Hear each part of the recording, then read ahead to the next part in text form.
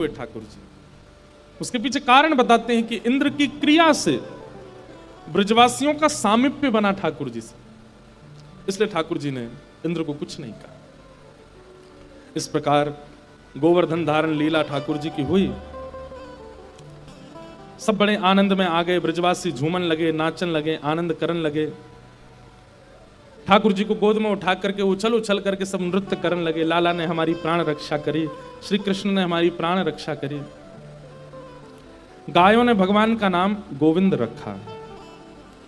एकादशी व्रत की महिमा बताई गई। और बंधु, गिरिराज गोवर्धन लीला में बहुत सी लीलाएं अंतरंग हुई हैं। मैं यथा यथा जब जब कथाओं में कोई भाव आता है तो मैं बताता हूं। श्री मीराबाई के प्रादुर्भाव की कथा भी गोवर्धन लीला से प्रारंभ हुई। वहीं माधवी नाम की गोपी को ठाकुर जी ने संकेत किया था कि कलयुग में मैं तुम्हारे पास आऊंगा। भगवान की कई निकुंज की लीलाएं गिरिराज उत्सव से प्रारंभ हुई।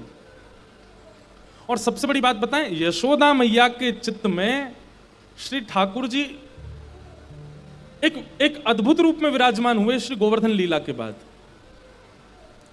क्योंकि एकमात्र ऐसी यशोदा मैया थी जिन्होंने 7 दिन 7 रात्रि तक बिना पलक झपकाए ठाकुर जी को देखा। मां है ना, मेरे लाला को कहीं श्रम नहीं है जाए, मेरे लाला को कोई चोट नहीं लग जाए, मेरे लाला को कोई पीड़ा नहीं हो।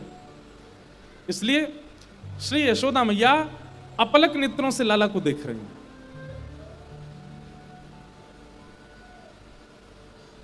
ये सब गोवर्धन लीला उत्सव बहुत सारी कड़ियों को जोड़ता है। यशोदा मैया 100 वर्ष बाद जब द्वारिका में मिलती हैं ठाकुर जी से, तब यही बात कहती हैं कि लाला तेरो एक स्वरूप मेरे चित्त में बैठो है, उस स्वरूप मेरे चित्त ते कभी ना जावे। वो स्वरूप यही है। एक भुजा से ठाकुर जी ने गिरिराज जी उठा रखे हैं, दूसरी भुजा अपनी कमर पर धरी है।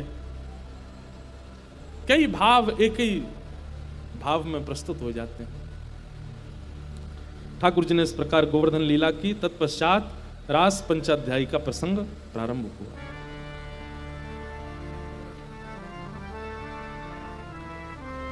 रास पंचाध्याय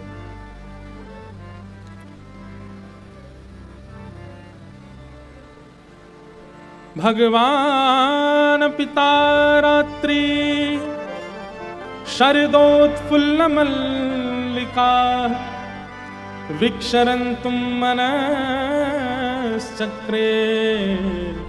योगमायामुपाश्रित।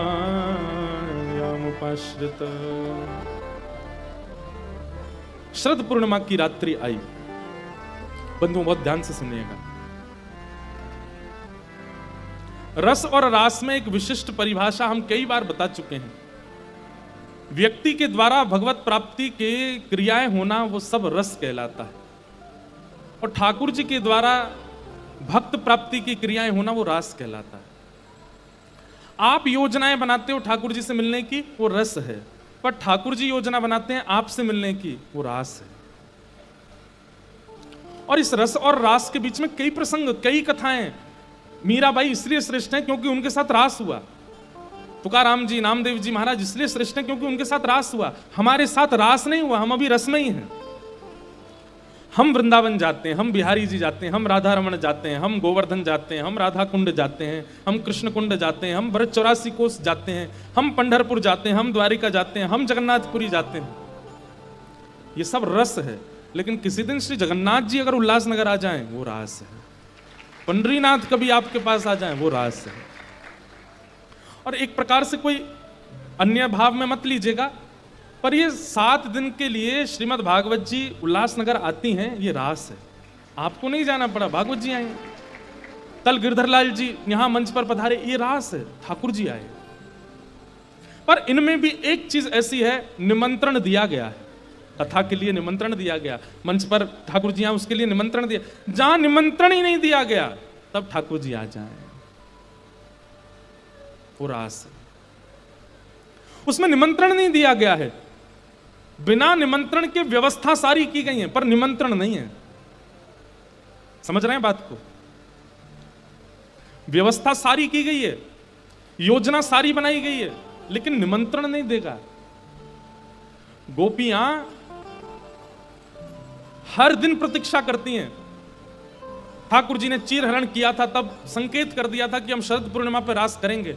उस दिन से गोपियां रोज तैयार होती हैं, रोज प्रतीक्षा करती हैं, अब कितने दिन रह गए, अब कितने दिन रह गए, अब कितने। आज शरद पूर्णिमा है, आज सुबह से गोपियों ने श्रृंगार किया है, लेकिन श्रृंगार कैसा है बंधुओं? जब बहुत उत्सुकता होती है ना, बहुत एक्साइटमेंट होता है, तो काम सुधरे हुए नहीं होते, बिगड़े हुए होते हैं। और दिन तो बलिया भला श्रृंगार करती थी गोपियां, पर आज तो श्रृंगार ही विचित्र है। क्यों? आज शरद पूर्णिमा है, इतनी उत्सुक हैं गोपियां। एक आंख में काजल लगा रही है तो हाथ इतना कंपन कर रहा है कि वो काजल कभी इधर फैलता है, कभी इधर फैलता है, फिर जैसे तैसे उसको ठीक करती हैं, लेकिन वो फैले हुए ही काजल में है। अपने माथे पर कुमकुम लगा रही है तो हाथ का कंपन ऐसा है उत्सुकता में कि वो कुमकुम भी फैला हुआ है।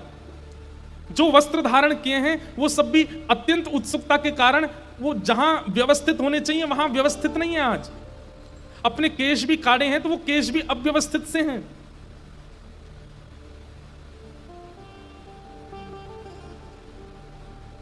हमारे ब्रज के रसिक संतों को देखो आप, उनके रूप स्वरूप को देख करके आप ये नहीं कह सकते कि 1.5 घंटा शीशा के सामने बैठ के आए होंगे। लगाओ चंदन थापा मारा सिर पे, अपने बढ़िया केशों की जटाओं को खोल लिया, को जो अचला मिला कंधे पर डाल लिया और निकल जाते हैं। फिर भी उनके रूप में ऐसी आकर्षण, फिर भी उनकी चाल में ऐसा आकर्षण, उनको देख करके ऐसी स्तब्धता आ जाती है, उनके सामने बैठ करके प्रणाम करने का मन हो जाता है, क्योंकि वो सदा उत्सुक रहते हैं ठाकुर जी के लिए। आज गोपियों को देख करके गोपी भाव या कोई स्त्रीत्व प्रकट नहीं हो रहा है, ऐसा लग रहा है कोई महापुरुष हैं, कोई संत हैं। गोपियों का स्वरूप ऐसा है, अत्यंत उत्सुकता में है। तो मतलब रास का मतलब क्या? व्यवस्था सारी है पर निमंत्रण नहीं है। गोपियों ने व्यवस्था सारी करके रखी है, लेकिन ठाकुर जी को ना तो निमंत्रण दिया है, ना निमंत्रण की उम्मीद करती हैं, बस प्रतीक्षा कर रही हैं। बहुत बड़ी बात है। हम अन्यथा भाव में नहीं कह रहे हैं, पर कई बार ऐसा होता है कि कथा जहां जिन नगरों में होती है ना, उन नगर के कई लोग, अब भीड़ इतनी होती है तो भीड़ में ऐसे बोलते, महाराज जी हमारे घर आओ। हम कहते हैं देखेंगे, अब कैसे जाएं, इतनी जगह कैसे जाना हो, व्यस्तता कार्यक्रमों की ऐसी रहती। तो कई लोगों को ऐसा प्राप्त होता है संदेश कि उनको ये नहीं पता कि मैं कब आऊंगा, बस मैंने ऐसे कर दिया है। और वो 7 दिन रोज प्रतीक्षा करते हैं, रोज अपने घर में कुछ ना कुछ बना देते हैं, रोज कुछ ना कुछ तैयारी करते हैं, सोफा रोज साफ कर देते हैं, रोज पुष्पों से तैयारी कर देते हैं, पता नहीं कब आ जाएं। ऐसा होता है कई बार, और फिर जब बाद में पता चलती है इतना कष्ट होता है।